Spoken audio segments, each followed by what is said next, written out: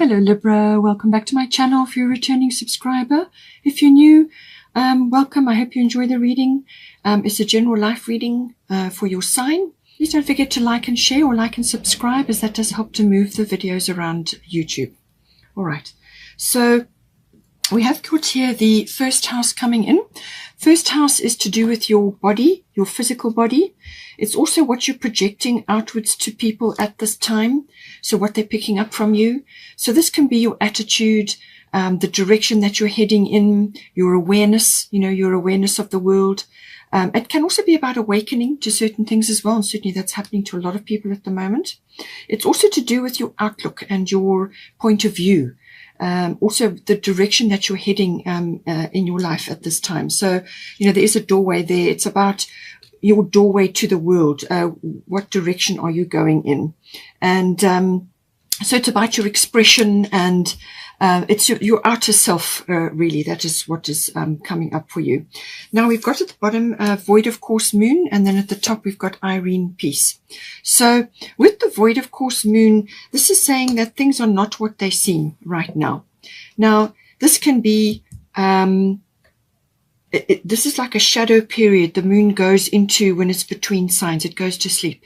So you won't get clarity, or you won't get insights like you would normally from the moon. It's like a quiet period, but it does tend to bring up a sort of a shadow aspect. And this can bounce back on you if you try to initiate a big action or spending or something that you want to do, something that you really want to put your energy into. It's best to avoid it while this energy is in play. Wait until the energies have shifted, and then you can move forward. So it's kind of it's a patience, waiting. And if there's something that has occurred, if there's something that's happened and you want to try and fix it or do something about it or initiate something or even say something, whatever it may be, it's something that you want to do or say or express or sort of fix if there's been a problem. It could also be sometimes that you may feel like you've missed an opportunity or something. If that is the case, just wait, let it pass over you. Just let it pass, and just stay as you are for the moment. So just stay as you are in your normal routine. It's a good time to meditate. It's also a very good time to rest and recover. You've got that coming up in your over here as well. So I think this is important for you, especially in the December period. You need to just step back. Don't initiate or get involved in things which you don't want to do, okay, at this time. Just stay as you are. It's a very good time for planning, for contemplation, for dreaming, for thinking about what it is that you want to do once the energies have shifted. So it's like a pause period. It's a pause in the action. Void of Course Moon can also be in some cases that whatever you are stressing about, or what is been sitting weighing heavily on you, may actually not come to pass at all. And I say that because also we've got Irene at the top, and this is peace, and there is no need to worry, as everything is working out beautifully. She's got dolphins in the background. She's holding a baby, and she's got a cornucopia of abundance there. So she's saying that whatever you're worrying about or whatever you're trying to initiate, just let it go for now, okay? And stop worrying.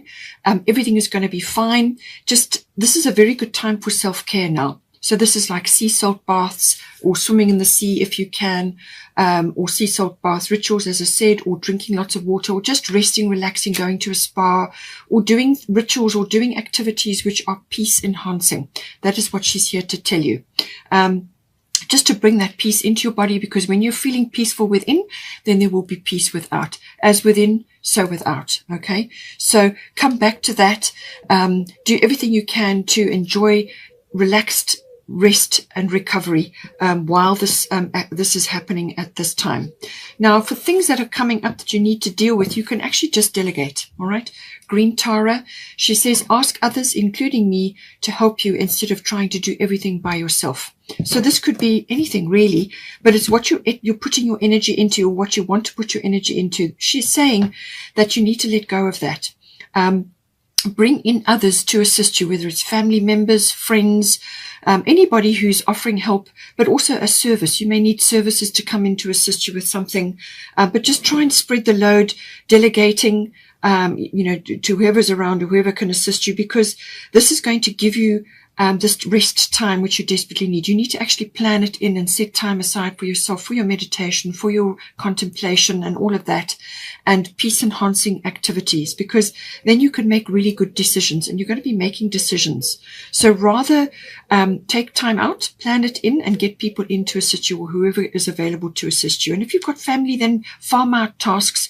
None of us are Superman or Superwoman. We do need to ask for help sometimes, and you can just delegate, as long as you can still be in charge, but as long as someone else is doing what it is that you have requested, then you can plan in some rest time and just let go a little bit, because this is much needed at this time. So ask your spirit team or whoever to assist you to delegate various tasks that you've got at this time. Now, we have got here the 8th house coming in. 8th house is to do with intimate connections between you and your person. So now this is normally a committed relationship, or it could be a business partnership. So if it's a love relationship, then this would normally be like a marriage or some committed partner that you've been with for some time. It covers intimacy issues in there. It also covers sexuality, but it's also to do with the nuts and bolts of that union. How does it fit together? This will involve finance as well. It's emotional and material resources come in under the 8th house. Now, it could be a business partnership. There could be issues around money, or how is that partnership fitting together. The money side of it is also to do with big spending or big money. So this is assets, finance, tax. It can be banking, accounting, investments and insurances. All of those sorts of things come in. It can also be, in some cases, to do with legacies or inheritance. Now, you could be creating this for your family, or you may be involved in it in some way. The 8th house also deals with things coming up to be dealt with. It can also be to do with, like obsessive things, obsessive behavior, and things that are very deep and they have a long-standing feel to them. So it could be something in your life that's been there a long time, or it could be something to do with cycles in your life that may be changing at this time. It can be about, as I said, sexuality, death, or death issues. Now, this can be not necessarily a physical death, but it can be the death of cycles in your life, or a cycle, or the death, like an ego death. When you're coming into combination with somebody, sometimes certain things have to be let go of. It can also be a birth or rebirth of something. So this can be like a regeneration or a renewal coming up in the 8th house. Now, we've got Scorpio at the bottom. Now, this could very well be to do with the passing of somebody that may be happening in your family. So there may be things coming up to do with that, and maybe that's to do with these like inheritances or legacies and things like that. You may be involved in that. That could very well be coming in for you. And if that is the case, then the unconditional love also will apply. Mary Magdalene, love yourself, others, in every situation, no matter what the outward appearances may be. So this is kind of, you may be involved in family issues around that, or there could be issues unfolding around somebody who may be passing or who will pass. There's lots of ways that this could be coming in. But it could also be the end of a cycle in your life. And that could be attached to somebody. It could be the end of a cycle and the beginning of a new one. Endings and beginnings coming into the 8th house. So it could also be an old way of life, or it could be a financial arrangement that you've had, which is now ending, or you're needing to change it up in some way. It can also be obviously to do with family things, or it could be to do with other things, money matters between you and another. And this is where, again, the unconditional love comes in. Mary Magdalene is always about this. So come back to that when you are faced with a difficult situation where there's like control issues. Scorpio can be about control issues, manipulation, or just like dark energy, which is preventing growth. It's a shadow energy that can come in with this setting. So come back to the unconditional love. Unconditional love is about giving that out and not expecting a return. It's also about having a very positive outlook and being in that frame. and that helps to smooth things over and oil the wheels that need to turn in this house. It could also be that you have other people around you who may be manipulative or controlling in some way, because you have got here the 5 of spring. So it says here, opposing goals arising from differing opinions, feeling at odds with yourself or others, overly ambitious people. So that may be coming into your 8th house, but it could also be coming into your 9th house, and it's taking its toll on you. All right. So boundaries are going to be important. And it could also be that, with this house, you could have things. The 8th house is ruled by Scorpio. So this is a double whammy coming in here, very strong Scorpio energy. It could be that things are rising up. Now, this could be a secret, or it could be something that has been overlooked, or something that gets found out, or something that gets discovered. That can happen. It could also be somebody releasing something from deep within them that needs to be said or aired or talked about. Now, this could be you, or it could be another person that you're involved with, either a relationship or a partnership or somebody else. If you're involved in handling other people's money, because 8th house can be about handling other people's resources, it could be coming up to do with that. So something is coming out, and this could be an opinion from somebody. They're expressing something, and that is going to jar in this house. All right. But it's coming up because it needs to come up. We can't suppress these things. They need to come up to be dealt with. All right. So this is a little bit of a conflict going on here, but there's an opportunity for transformation. There are butterflies here. And this is why the Scorpio is I transform. It is that transformative energy. You take something the way it is and you create it, create better. In conjunction with others, or whatever the circumstances are in the situation. It may be a financial matter that you are transforming. You're removing finance from somewhere and you're putting it somewhere else or whatever, but you're transforming something in this 8th house. It could even be, as I said, related to intimacy or sexuality matters. This could just be the rising up of just like dissatisfaction, or just a need for a change, or a sort of a change from routine, because you've got the 9th house, you've got Sagittarius, and you've got freedom coming in here. So this may be an aspect coming in where something in this, like I said, cycles are changing, things are falling away, and new things are occurring, and it's that transition to the new things, trying new things, that may be coming in with the 8th house as well. But with these opinions and differing, sort of points of view, the first house is about point of view, and the overly ambitious people may come across as very bossy or manipulative, or controlling. Now, we have got the fire element card coming in as well. So that is saying that there could very well be people around you who are like this at this time. And this could be because they're under pressure, or it could be to do with an inheritance or a legacy or something around that. The fire element is a very passionate sign as well, a set of energies. So that could also be igniting something in the Scorpio house. This could be a regeneration or renewal of the energies around intimacy.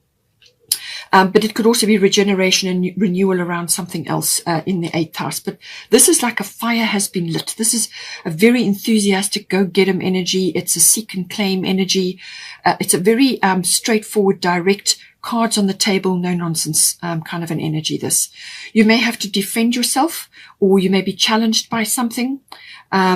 And this is about being very clear about what it is that you want and what you expect. You've got to put that clearly out there, and so that it's well known. All right. So this, as I said, could be the differing of opinions or goals or whatever it is. And you may just be the lone voice amongst others at this time. So it's about transforming this, coming up with a solution, but also being very direct and clear. You may have to, as I said, deal with people who are very bossy, or there could be a lot of egos flying around at the moment. And this could be very well linked to the ambitious people or the opinions, Sagittarius energy can be quite opinionated, so it could be something to do with that. So it's almost like over the top, too much, of something. But this is a very energetic energy. It's a very forward motion energy. It's like something gets lit and then you're off. Now, this may come in a bit later because you have got the rest and recovery, and you've got it again here. So I feel this will come in a little bit later, and this could be when the energies shift or some sort of change occurs here, and then you will find this energy and the wherewithal to move ahead with something that needs to be arranged or done or initiated, however it's playing out for you. Now, as I said, come back to the unconditional love. Apply this to yourself as well as to the others involved here. And if you come back from being a combatant, to try and soothe this conflict that is occurring here, then if you come back to unconditional love, but you're in your power and you're standing strong, but with grace, then that will help to smooth things, because then they're not going to feel threatened, you know. So just bear that in mind with this energy. Then we have got the 9th house coming in. So the 9th house can very much be about a variety of things. It can, first of all, be about the law and legal matters. And I feel that that may be coming in here.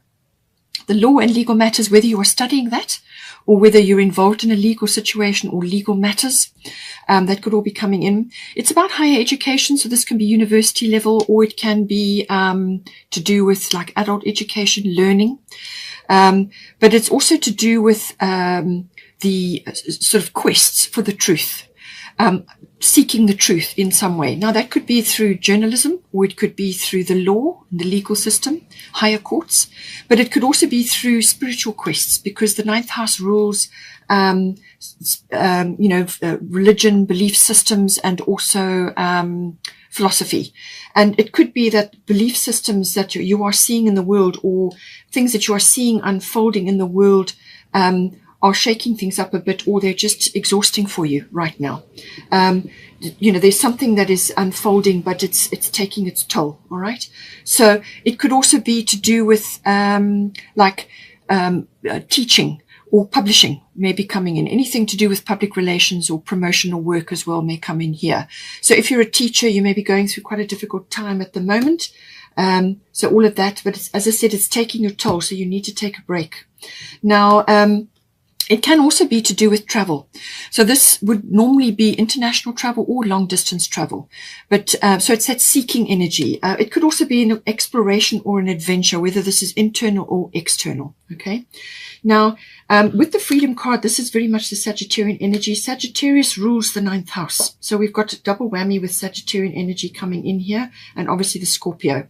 So now, before I go ahead, there is a solar eclipse on the 4th of December, which is in Sagittarius. It's conjunct Mercury, and then it's squaring Chiron, which is retrograde in Aries. That's very fiery energy. The Chiron is about releasing things from the past, wounds and so on, but also issues from the past, people from the past, or just woundings. But it can also be to do with healing of some sort, and it's retrograde at the moment, so it's fairly intense. But with that Mercury in the mix there, and Sagittarius, which is very expansive energy, I feel that something could be said, or something is released that you are hearing, or you are receiving, or you are giving out. But Mercury is about communication of all kinds. So I feel it could be an expression, and it's going to either heal something from the past, or it's going to flush it out. Okay. So 4th of December, then we've got Mars currently moving through Scorpio, and it changes into Sagittarius on the 14th of December. So it's 8th of December. Mars will be having a bit of a square with Jupiter, which rules Sagittarius. And so there could be a little bit of a clash of values there going on. And I feel this is going to trigger this house in some way. And then the 14th of December, Mars moves into Sagittarius, very expansive energy, but it could also lead to these inflated opinions or this conflict, as I said, coming in, because Mars is the god of war. All right. It's how you get things done. It's your action energy. So just bear that in mind. And at this time, then, we have, underneath in the 9th house still, we have Neptune. And then at the top, we've got Maeve, coming in. And this is about your cycles and your rhythms. As I said, this is about listening to your body and your energy levels, because this, whatever is occurring in the 9th house, and it may be a spillover from the 8th, is going to take its toll on you, on your health. Now, with this Neptune energy, this can also be about toxic things. So you could be taking toxic things into your body at this time. Now, this can be through substances. It can also be, any kind of related to anything, really. Anything you take into your body. And this can also be taking other people's opinions or ideas or the media, taking those things into your body, and that creates toxicity. All right. So be very careful with that, because it's highlighted for you and your health is highlighted. So whatever you're taking in here whether it's for traveling or whether it's to do with other people's opinions or whatever's occurring in this 9th house. As I said, don't forget this covers higher level education as well and teaching. Something is taking its toll on your health, all right? So be careful with Neptune. There is also, with Neptune, it can also be that allergies may be rising up in relation to something that you're doing, something that's triggering this, all right? Now, it could be environmental, a toxic environment as well. It could also be toxic people, obviously, or a toxic situation. It can also, Neptune can sometimes bring up scandals, all right? So, and you've got Scorpio in the 8th house, so this could very well be something rising up, whether it's a collective scandal, like a worldwide scandal, or whether it's something related to you personally. You'll have to see.